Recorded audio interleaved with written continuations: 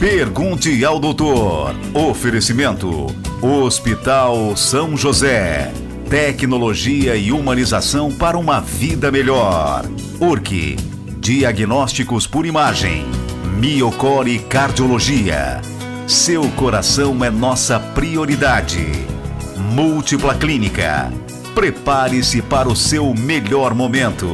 Clínica Sara Ribeiro. Uroginecologia e urodinâmica. E restaurante Sabor e Arte. A arte da boa mesa. Muito bem, estamos no ar pela TV Litoral Sul, canal 20 da NET, também através do nosso site pergunteaodoutor.com e também o nosso canal no YouTube Pergunte ao Doutor SC. Cirurgia bucomaxilofacial é uma especialidade da odontologia na qual as pessoas têm dúvidas acerca do conceito dos limites de atuação do profissional, que pode atuar tanto em consultório odontológico como em hospital. Você sabe em que momento da vida você pode precisar dessa especialidade? Sabe quais as doenças e anomalias são tratadas por um cirurgião bucomaxilofacial? Esse é o assunto de hoje no programa Pergunte ao Doutor, e para falar sobre este assunto, o meu convidado de hoje é o cirurgião bucomaxilofacial, Dr. Heron Baroni. Dr. Heron, seja muito bem-vindo ao Pergunte ao Doutor. Obrigado. Doutor, vamos então falar dessa especialidade que é tão ampla, né, doutor?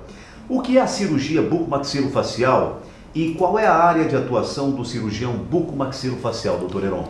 A cirurgia bucomaxilofacial é uma especialidade odontológica que veio para o Brasil depois da Segunda Guerra Mundial. Alguns colegas em São Paulo tiveram a oportunidade de fazer um treinamento nos Estados Unidos e trouxeram para o Brasil essa especialidade, criando em cada estado grupos de profissionais que passaram a atuar nas diversas mini especialidades da bucomaxilo.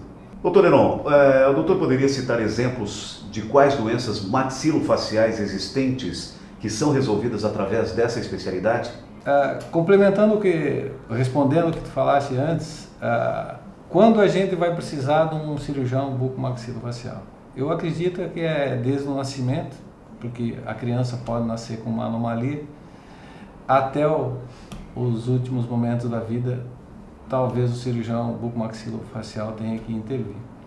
A cirurgia bucomaxilofacial, ela é dividida em dois grandes grupos. Aquela área que a gente atua em clínica, em consultório, que a gente chama de cirurgia oral menor, onde o cirurgião bucomaxilofacial faz procedimentos cirúrgicos menores, remoção de dentes cisos, enxertos, implantes, remoção de lesões de bocas benignas, diagnóstico de lesões malignas, mas aí entra a complementação com o cirurgião de cabeça e pescoço.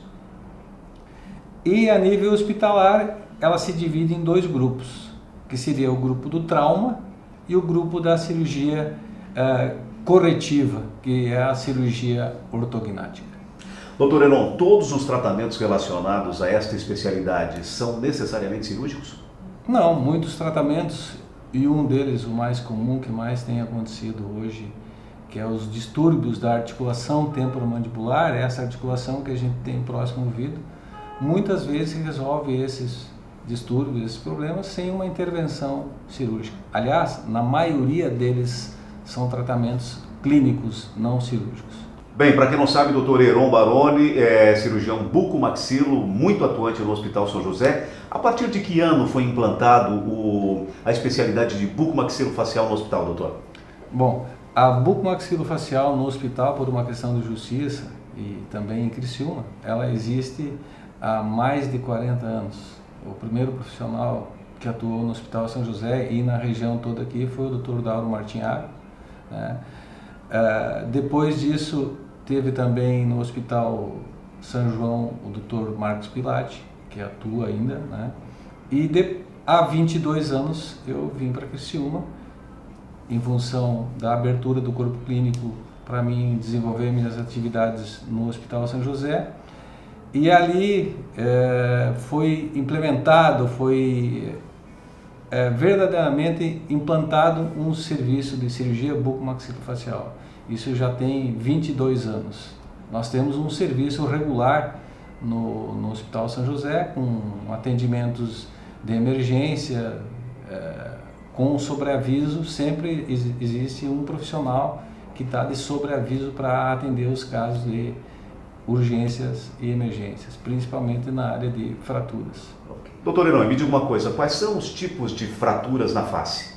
Bom, as fraturas de face, as mais comuns, né, que ocorrem é a fratura de nariz, fratura de mandíbula e as fraturas de maxila. Maxila é esse osso da arcada superior que mantém os dentes superiores, né, alojam os dentes superiores, e a gente tem 3 tipos de fraturas no maxilar superior. Tem a fratura de Lefort 1, que é uma fratura acima do ápice, da ponta da raiz de todos os dentes. Ela tem um formato horizontal. Existe a fratura de Lefort 2, que tem um formato piramidal, e a mais grave de todas, que geralmente esses pacientes têm complicações sérias e envolvimento neurológico, pelo grau, pela força do impacto, é a fratura de Lefort 3, onde ocorre uma separação dos ossos da face do crânio. Ocorre uma disjunção, separa totalmente os ossos da face do crânio. Depois, fraturas menores que pode acontecer, principalmente em jogadores de futebol, que é a fratura de arco zigomático, né, que limita a abertura de boca. Mas basicamente as fraturas seria a fratura de nariz, fratura de mandíbula e fraturas do maxilar, as Lefort. Muito bem, a gente vai para um rápido intervalo comercial e já voltamos com o Pergunte ao Doutor. O meu convidado de hoje é o cirurgião bucomaxilofacial, Dr. Heron Baroni. Se você quiser rever essa entrevista, acesse o nosso site pergunteaodoutor.com e também o nosso canal no YouTube Pergunte ao Doutor SC. Rápido intervalo comercial e a gente já volta. Olá! No informativo do Hospital São José de hoje, nós vamos falar sobre um assunto muito importante, recorrente em muitos brasileiros, a apneia. E eu converso então com um especialista no assunto, o Dr. Fábio Souza, pneumologista, que nos explica então sobre um artigo desenvolvido recentemente que vai desvendar, digamos assim, Dr. Fábio, sobre este problema. Conta um pouco pra gente sobre este assunto, sobre este artigo desenvolvido. Certo. Então, assim, a apneia obstrutiva do sono, ela comete 1 a cada 3 brasileiros, é 32,8%. Esse foi um estudo desenvolvido pela Escola Paulista, então já é bem determinado. É uma epidemia, então, uma epidemia nacional. E a gente vê isso muito no laboratório do sono, né? Então a gente faz o exame de sono, que é a polissonografia, aquele exame cheio de eletrodos. Sim. E aí consegue determinar quantas vezes fecha a garganta de cada pessoa. Só para ter uma ideia, por exemplo, tem pacientes que fecham a garganta 30 vezes ou mais por hora de sono. Nossa. Então é uma situação muito grave, que tem que usar aquela máscara CPAP. Só que nem todo mundo pode se adaptar, por exemplo, ao CPAP. Ele ajuda muito para o grau grave. Aparelho intraoral para um grau moderado, com queda do oxigênio, ou grau leve, ou o paciente que só ronca. Mas aí a gente pensou, tá, e o paciente, por exemplo, não tem dentes suficientes, que não pode usar o aparelho, ou que não consegue usar o CPAP, teria algum outro tipo de ferramenta, de terapêutica que a gente poderia utilizar? E observando que os pacientes nos relatavam de muitas vezes sentados, não roncavam tanto, não tinham tantas apneias, a gente fez um exame do sono retinho e depois ele mesmo foi controle, né, dele, fazendo uma outra polissonografia inclinado com 15 centímetros. A mesma ideia do refluxo anterior, cabeceira elevado da cama. Né, colocava uns tijolões embaixo e inclinava. E aí a gente conseguiu reduzir o índice de apneia obstrutiva do sono em torno de 30% desses pacientes, em média. A gente pegou 52 pacientes e a gente publicou na Sleep and Briefing, que é a principal revista europeia de sono, e que a gente vai apresentar no Congresso Mundial também de Sono, né? E no Congresso Brasileiro agora em novembro. Então teve uma repercussão muito positiva, está sendo difundindo essa terapêutica que já existia antes, mas não tinha sido bem determinada anteriormente. E hoje como é que os pacientes conseguem fazer esse tipo de tratamento? Enfim, é simples assim elevar a cabeceira da cama? Se conseguir elevar a cabeceira, claro que é uma terapêutica temporária, mas isso pode ajudar, né, se ele consegue utilizar. Ou a grande contraindicação, vamos supor, seria varizes em pernas ou edema de membros inferiores. Essa é a grande contraindicação.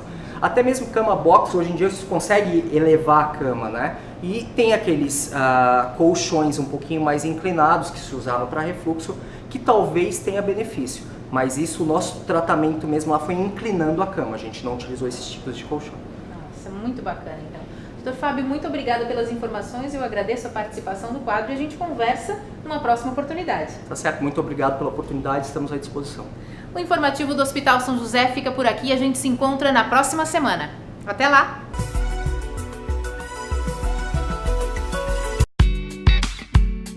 O olfato é o mais forte dos sentidos e um elo direto para as memórias. 84% das pessoas que entram em ambientes perfumados declaram intenção de retorno. Associe a sua marca ou produto a uma fragrância. Fixe sua marca na memória dos clientes. Nós criamos o aroma personalizado da sua marca. Já pensou em fazer um aroma personalizado? Omnis Marketing Olfativo. Acesse omnistore.com.br.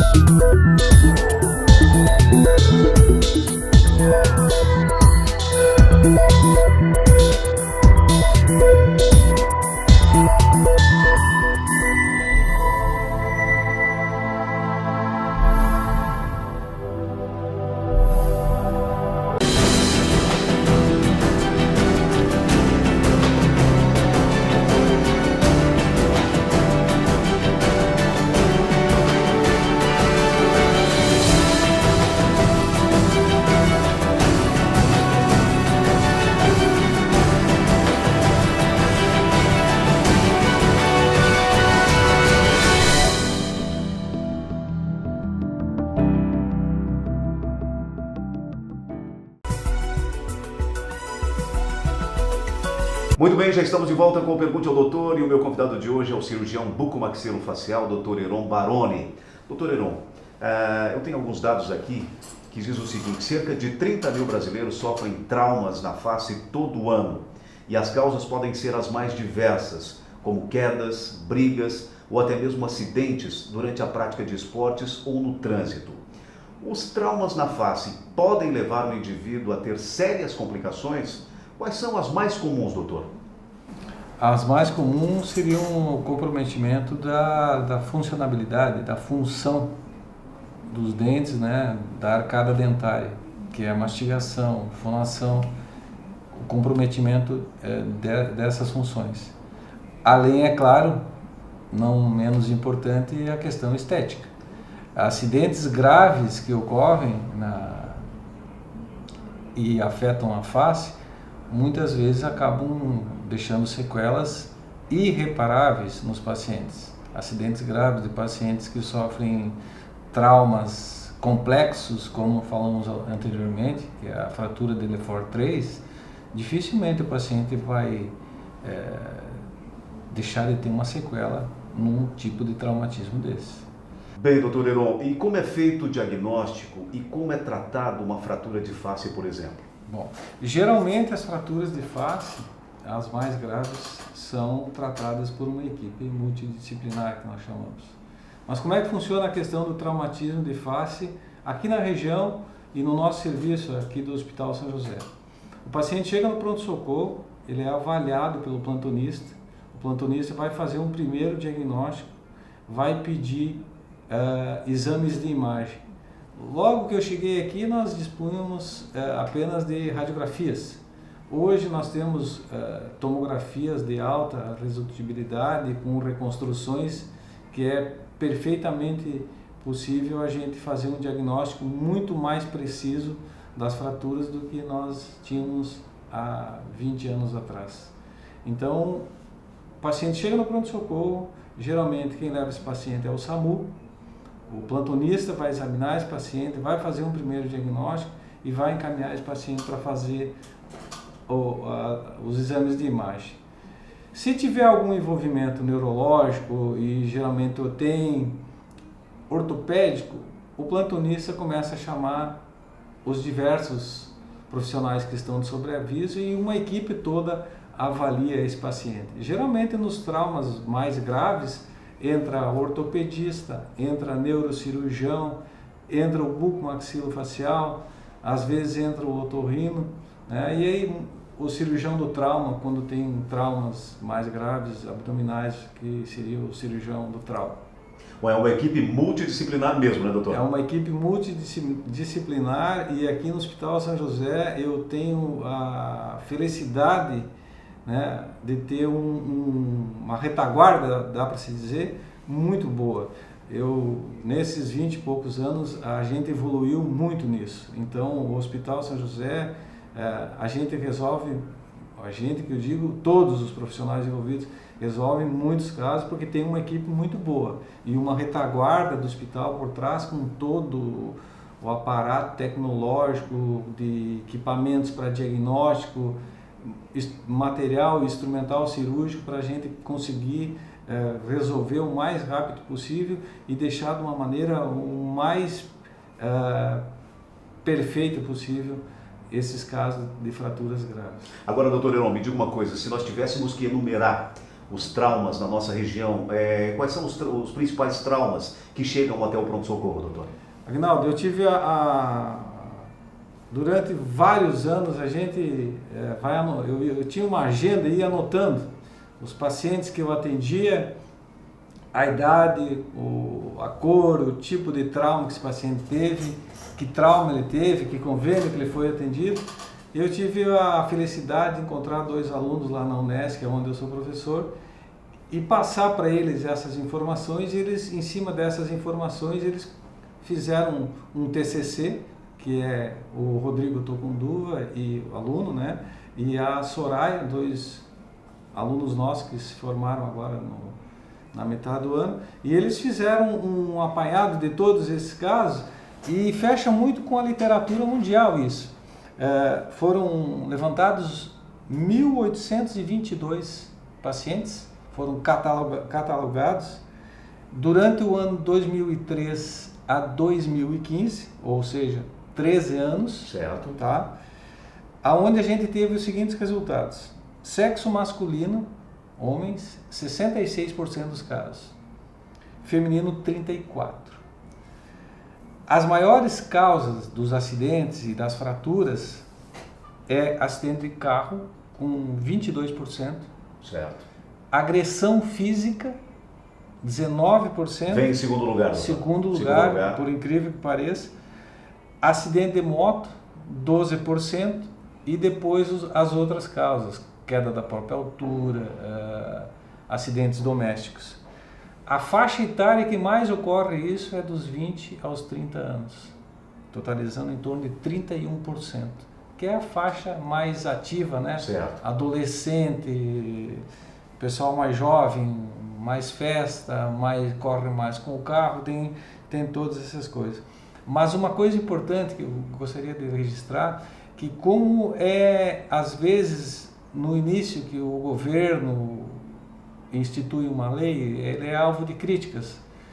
Mas nessa pesquisa é muito fácil de identificar como diminuiu a partir de 2008, que foi passado a se cobrar o uso do cinto de segurança e o uso do capacete por parte dos motoqueiros, o pessoal que anda de moto, como diminuiu em torno de 50% as causas relacionadas a acidente de moto e acidente de carro. Olha só, interessante. Certo? E ao mesmo tempo, por isso que a agressão física passou para segundo lugar, houve um aumento da agressão física. Olá, tá certo, a gente vai para um rápido intervalo comercial e já voltamos com o Pergunte ao Doutor. O meu convidado de hoje é o cirurgião bucomaxilofacial, Dr. Heron Baroni. No próximo bloco, vamos falar de cirurgia ortognática. Se você quiser rever essa nossa entrevista, acesse o nosso site pergunteaodoutor.com e também o nosso canal no YouTube, Pergunte ao Doutor SC. Já voltamos.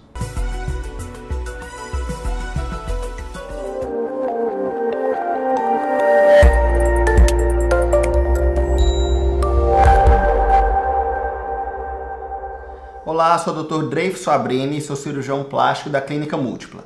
Hoje eu vou falar um pouco sobre redução das mamas. O que leva uma paciente a procurar a redução das mamas? Geralmente são motivos estéticos puramente ou motivos funcionais, como aquela paciente que queixa bastante de dor nas costas ou pacientes que apresentam marcas de sutiã nos ombros. Esses todos são razões que motivam uma paciente a procurar a redução das mamas. Essa redução ela pode ser feita com ou sem a prótese. A diferença nesse caso é que a prótese vai garantir uma projeção maior da mama no pós-operatório, melhorando o seu contorno. Nesse caso, a gente pode tirar um pouco mais de tecido mamário e colocar a prótese no lugar. As cicatrizes podem ser desde em torno da areola e vertical, ou em torno da areola vertical e a parte de baixo, que é o chamado T invertido. Geralmente, o que a estatística mostra é que o índice de satisfação dessas pacientes é acima de 95%.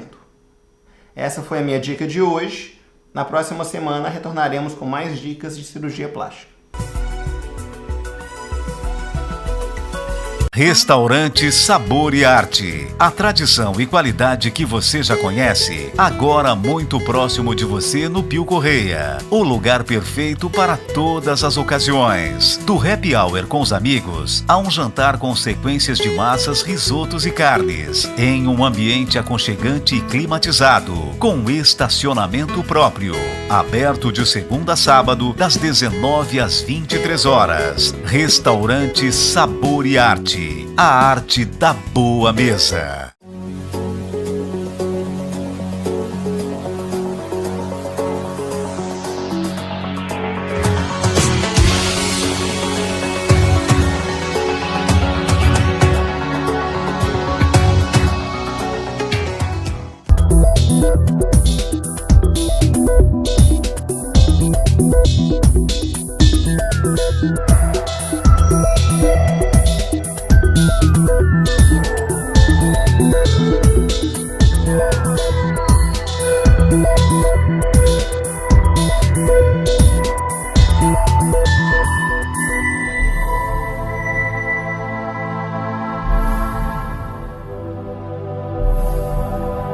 Ser cliente de uma instituição financeira é muito bom. Imagine então ser dono. A Unicred é uma instituição financeira cooperativa que oferece serviços financeiros de modo mais simples e vantajoso. No cooperativismo de crédito, seguimos aquele ditado consagrado: juntos somos mais fortes. E é assim, com a participação de todos, que todos ganham. Venha para a Unicred, a cooperativa de crédito feita para você, profissional da área da saúde, empresário, contador, professor ou magistrado. Unicred, surpreenda-se. Exames modernos devem ser poderosos e precisos para dar mais segurança ao diagnóstico médico e cada vez mais delicados para dar mais segurança a você e a quem você ama. Nova tomografia Multislice 128 da URC. Altíssima definição e até 83% de redução na dose de radiação. URC Diagnósticos, 25 anos.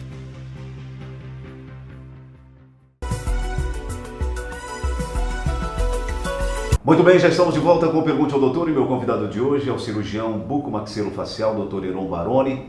E recentemente o hospital firmou uma parceria com a Unesc e eu gostaria que o Dr. Heron Baroni falasse para a gente um pouquinho dessa parceria, doutor. Foi instituído também um serviço diferenciado no que diz respeito a bucomaxilofacial, é isso, doutor? Isso. Dentro da nossa especialidade tem a área de atuação de prevenção. E nós vamos desenvolver isso inicialmente na UTI do Hospital São José, através de um convênio que foi firmado entre a Unesc e o Hospital São José, onde os nossos alunos vão estar diariamente trabalhando na UTI e fazendo higienização bucal.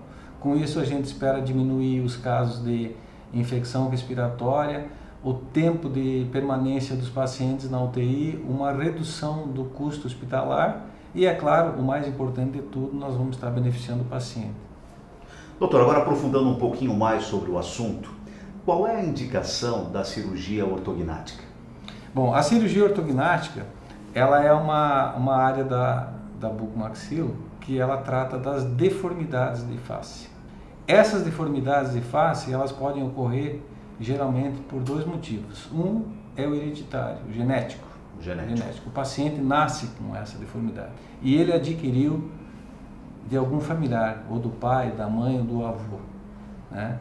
Geralmente a gente pesquisa o pai, a mãe, o avô, acaba descobrindo para quem ele herdou isso. Isso seriam as causas genéticas. As outras causas seriam hábitos viciosos, chupar bico muito tempo, botar o dedo na boca, né? E outros motivos seriam sequelas de traumas.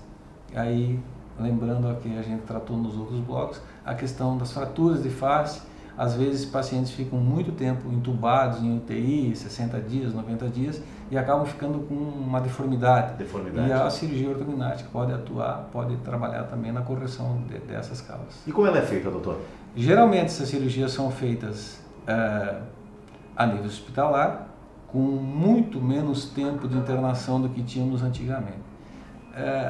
As deformidades de face, de uma maneira simples para as pessoas entenderem, a gente pode ter um paciente que tem uma mandíbula muito grande, que a gente chama isso de prognata, paciente prognata.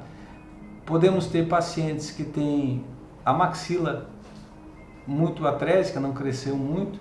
É classificado em classes 1, 2 e 3, que tecnicamente a gente chama. Mas geralmente são pacientes com uma deformidade de face e boca.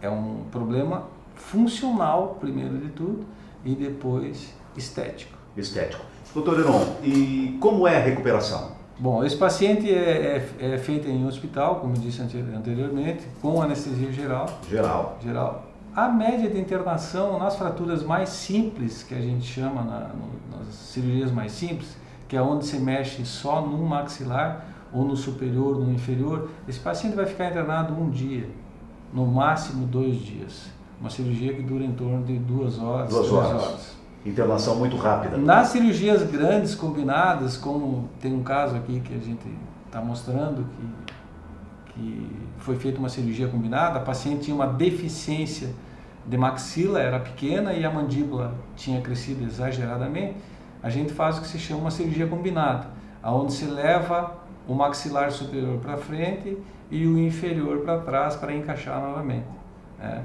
Esse caso que a gente está mostrando aí é de uma paciente jovem, né, que foi feita uma cirurgia combinada e nós tivemos um excelente resultado. É a cirurgia de 3 horas e meia, 4 horas. Bem, doutor Heron, no caso dessa paciente que nós estamos vendo, ela já nasceu com esse problema?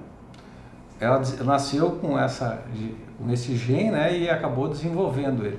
Há casos de alterações grandes dos maxilares que o dentista não pode intervir, ele até pode intervir, mas não vai ter um resultado muito satisfatório. Por que eu estou falando isso?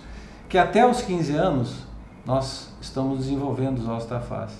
Se o profissional, a mãe, o pai, levar essa criança para um profissional que tenha conhecimento disso, ele pode intervir e evitar uma cirurgia ortognática. Fazendo o quê? Estimulando o crescimento do osso através da ortopedia funcional, que se chama, do osso que não está crescendo muito, ou travando o crescimento daquele osso que está crescendo muito.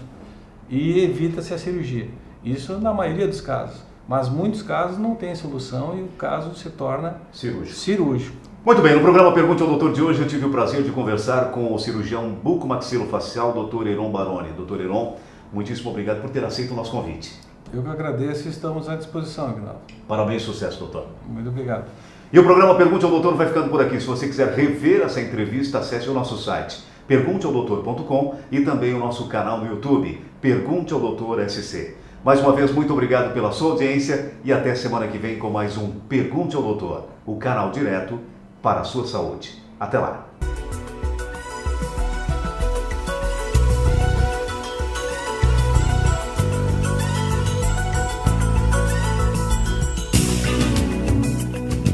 Pergunte ao Doutor. Oferecimento: Hospital São José. Tecnologia e humanização para uma vida melhor. Urque. Diagnósticos por imagem. Miocore Cardiologia. Seu coração é nossa prioridade. Múltipla Clínica. Prepare-se para o seu melhor momento. Clínica Sara Ribeiro. Uroginecologia e urodinâmica. E restaurante Sabor e Arte. A arte da boa mesa.